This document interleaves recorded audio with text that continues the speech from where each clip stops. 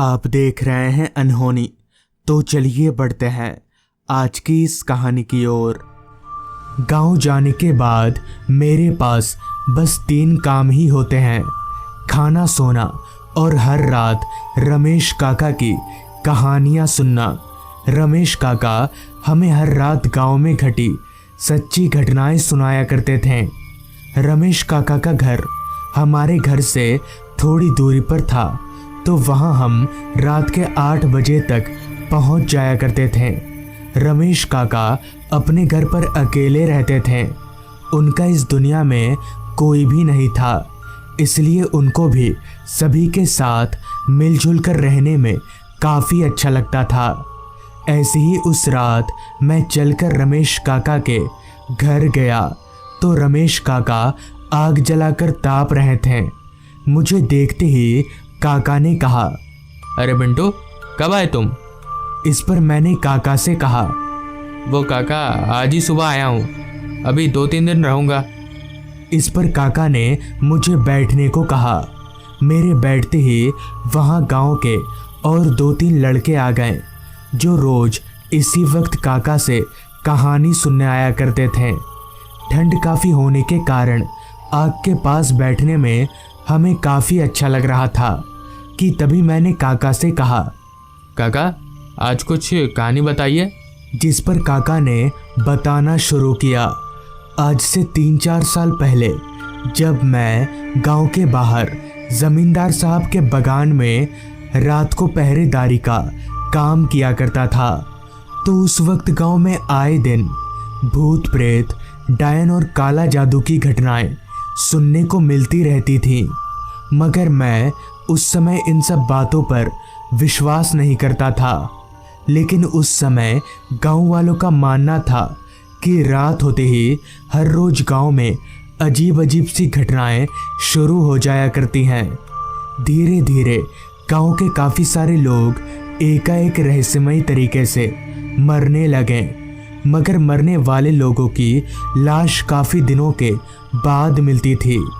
खैर, मेरी ड्यूटी रोजाना रात के 9 बजे से सुबह के 7 बजे तक की थी, जिस कारण मुझे रात के 8 बजे ही घर से निकलना पड़ता था। ऐसी ही एक रात 8 बजे मैं बगान जाने के लिए अपने घर से निकला, तो बाहर निकलते ही ठंडी ठंडी हवाओं ने मुझे ऊपर से लेकर नीचे तक हिलाकर रख दिया। मैंने जब अपनी निगाहें इधर उधर घुमाई तो रोजाना की तरह सारा गांव मुझे वीरान सा लग रहा था, क्योंकि उस समय जब मैं रात के 8 बजे ड्यूटी जाया करता था तो गांव के सभी लोग डर के मारे अपने घरों में दुबक कर बैठे रहते थे। खैर, मैं और अपना समय जाया ना करके साइकिल को आगे बढ़ाने लगा और बगान जाने वाले रास्ते पर आगे बढ़ने लगा। उस समय हमारे गांव में बिजली तो थी, मगर रास्तों पर लाइट की कोई व्यवस्था नहीं थी, जिस कारण मैं हर रोज टॉर्च का ही सहारा लिया करता था। तो मेरे टॉर्च जलाते ही मेरे टॉर्च की रोशनी को रास्ते पर फैले कोहरे ने चारों तरफ से घेर लिया। कोहरा इतना छाया हुआ था कि मेरी टॉर्च की रोशनी मुझे जितना भी दिख रहा था, सब कुछ धुंधला धुंधला सा दिख रहा था। कुछ देर साइकिल चलाने के बाद मैं गांव के बाहर वाले रास्ते पर पहुंचा, जहां चारों तरफ बस अंधेरा ही अंधेरा फैला हुआ था। वो भी इतना घना अंधेरा कि मेरी टॉर्च की रोशनी भी कम पड़ रही थी। खैर, किसी तरह मैं साइकिल चलाकर बगान पहुंचा तो वहां सामू मेरा ही इंतज़ार कर रहा था। सामू जो दिन के वक्त इस बगान में पहरेदारी करता है और उसकी ड्यूटी सुबह 7 बजे से रात के 9 बजे तक की होती है। तो मुझे देखते ही सामू ने कहा, अरे राजेश, आ गए तुम? जिस पर मैंने अपना सिर हाँ में हिलाया तो मेरे आते ही सामू अपना साइकिल उठाया और अपने घर की तरफ चलता बना। अब उस पूरे बगान में मैं अकेला ही था, तो मैं सामू के जलाए गए आग के पास बैठकर बगान में इधर उधर अपनी नज़रें दौड़ाने लगा। पूरा बगान अंधेरे और घने कोहरे में डूबा हुआ था। चारों तरफ बस सन्नाटा ही सन्नाटा था। बस बीच बीच में मुझे रात कीड़ों की आवाज़ें सुनाई पड़ रही थी। कुछ घंटे तो सब ठीक था, जिसके बाद बगान में मुझसे कुछ ही दूरी पर मुझे कुछ हलचल महसूस हुई। एक दो बार तो मैंने उस हलचल को नज़रअंदाज किया, मगर जब फिर भी वो हलचल नहीं रुकी तो मैं टॉर्च लेकर अपनी जगह से उठा और उस हलचल की तरफ आगे बढ़ने लगा। मुझे समझ नहीं आ रहा था कि इतनी रात गए बगान में कौन होगा। खैर मैं डरता तो था नहीं, तो मैं चलकर उस जगह पर पहुंचा। तो वहां पहुंचते ही मैंने देखा कि दो भैंसें आपस में लड़ रहे हैं। लेकिन इतनी रात गए ये दोनों भैंसें बगान में आए तो आए कैसे? और तो और ये भैंसें किसके हैं? मगर जिसके भी हों, मुझे तो इन्हें बगान से भगाना ही होगा।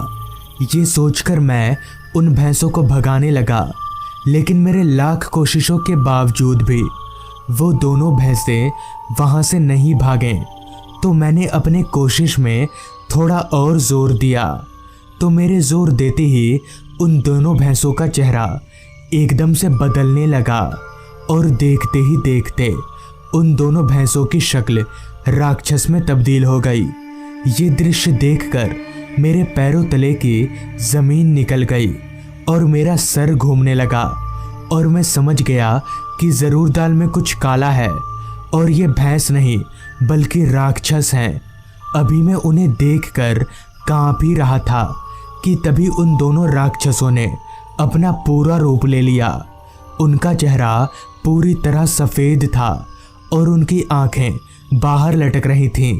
इतना सब देखने के बाद मेरी और हिम्मत नहीं हुई कि मैं वहां रुक सकूं, जिस वजह से मैं जैसे तैसे वहां से भागने की कोशिश करने लगा। मगर जैसे ही मैंने वहां से भागने की कोशिश की कि तभी एक राक्षस मेरे सामने आकर खड़ा हो गया और उसने एकदम से मेरा गला पकड़ लिया।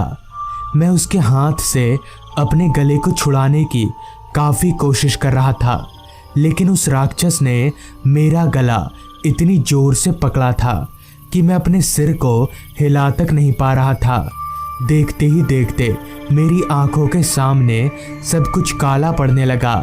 तो मैं समझ गया कि अब मैं नहीं बचूंगा और ये राक्षस मुझे मारकर खा जाएंगे। कि तभी मैंने अपने हाथ में बंधी ताबीज को उस राक्षस पर सटाया, तो मेरे ताबीज सटाते ही उस राक्षस ने मेरा गला एकदम से छोड़ दिया और इसी का फ़ायदा उठाकर मैंने वहाँ से दौड़ लगा दी और अपने पैरों को ज़मींदार साहब के घर पर ही रोका। तो इस तरह से उस रात मेरी जान बच गई। रमेश काका की बात खत्म होते ही मैंने जब अपनी निगाहें घड़ी की तरफ घुमाई तो वक्त हो रहा था रात के 10 बजे का। काफ़ी रात हो जाने के कारण मैं रमेश काका को आता हूँ बोलकर घर की तरफ आगे बढ़ने लगा। तो पूरा रास्ता सुनसान और सन्नाटे में डूबा हुआ था। रास्ते पर चलते हुए मेरे दिमाग में बस बार बार रमेश काका के बताए गए बातें ही दौड़ रही थी कि तभी मुझे हल्का होने की ज़रूरत महसूस हुई। तो मैं रास्ते के किनारे झाड़ियों की तरफ हल्का होने चला गया। अभी मैं हल्का हो ही रहा था कि तभी अचानक मेरे बगल के पेड़ की डाली टूटने लगी। तो इस पर जब मैंने अपनी निगाहें उस पेड़ के ऊपर घुमाई तो इतने में ही मेरा पूरा शरीर पसीने से लथपथ हो गया और डर से मेरे दोनों पैर कंपकपाने लगे। दरअसल उस पेड़ पर एक भयानक सा दिखने वाला आदमी बैठा हुआ था, जिसके इतने लंबे पैर थे कि वो ज़मीन को स्पर्श कर रहे थे। ये देखकर मैं समझ गया कि ये कोई इंसान नहीं बल्कि भूत है, जिस कारण मैं वहाँ ना रुककर भागता हुआ घर चला आया। मगर घर आकर काफ़ी दिनों तक मेरी तबीयत खराब रही। बाद में काफ़ी झाड़ फूक करवाने के बाद मैं ठीक हुआ। तो दोस्तों, ये थी आज की कहानी।